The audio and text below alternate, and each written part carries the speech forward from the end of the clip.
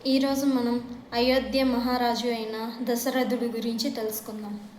అయోధ్య అనే పవిత్ర రాజ్యంలో ప్రజల్ని కుటుంబంలా చూసుకునే ఒక మహారాజు ఉండేవారు. ఆయనే దశరథుడు. ఇక్ష్వాకు వంశానికి చెందిన గొప్ప రాజు. ఆయన ధర్మాన్ని కాపాడే గొప్ప రాజుగా పేరు పొందారు. దశరథ మహారాజుకి 3 భార్యలు: కౌసల్య, సుమిత్ర, కైకేయి. ఆయనకు చాలా కాలం నుండి సంతానం లేకపోవడంతో చాలా బాధపడ్డారు. తర్వాత పుత్రయామేష్టి యాగం చేయడంతో 4 కుమారులు జన్మించారు: రామ, లక్ష్మణ, భరత, శత్రుఘ్నులు. దశరథ మహారాజు గొప్ప యోధుడు కూడా.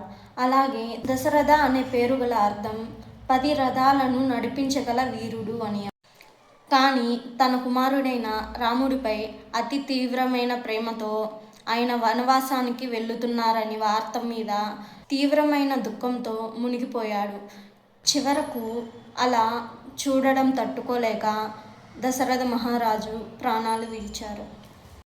చిన్న సందేశం: ధర్మం కోసం ఇచ్చిన మాట నిలబెట్టుకోవడం రాజధర్మంలో అత్యున్నతమైనది. జై శ్రీరామ్.